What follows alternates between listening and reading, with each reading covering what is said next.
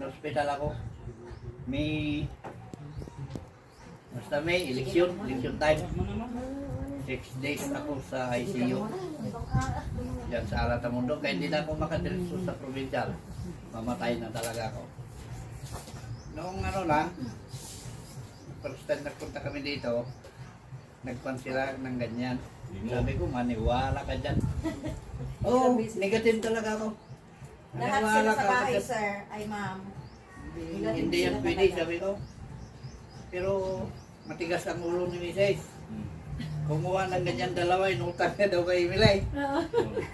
Hindi ngayon, subukan ko daw.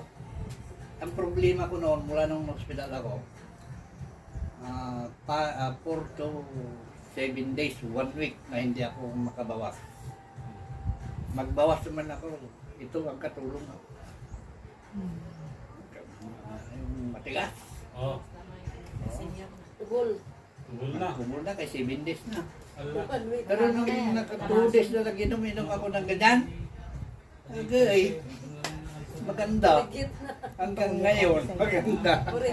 Oo. Tapos yung alam mo, yung sakit ko, severe pneumonia. Acquired severe pneumonia yung findings ng doktor.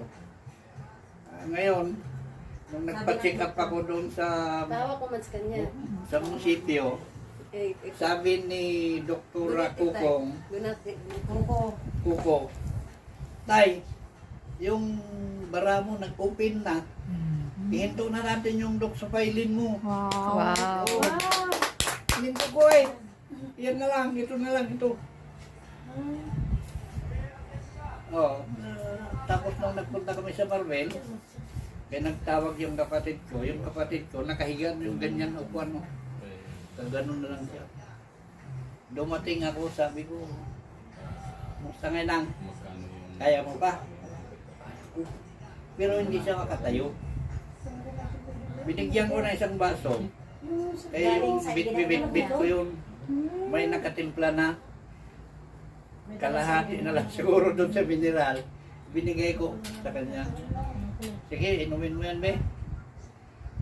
Mga 1 hour siguro. Sabi niya, bangon ako, be. Bumangon siya, sarili niya. Samantalang sabi ni yung anak niya, binabangon namin yan, ginubuka. After 1 hour na naman, nauuhaw siya. Naglakad na papuntang kusina na kumuha. Kaya sabi yung pamangkin ko, Uncle, parang ikaw man yung vitamin. Hindi, sabi ko yung ganito, yung natimpla. So, nagutang sila ng 5 sisi. Ngayon naka-report na sa Kiin. Wow. Galing. Kay bookkeeper siya sa Kiin. Retired teacher. Tapos kinuha siya sa Kiin, sa Coop. Ng teacher ng Coop sa Kiin. Siyang bookkeeper.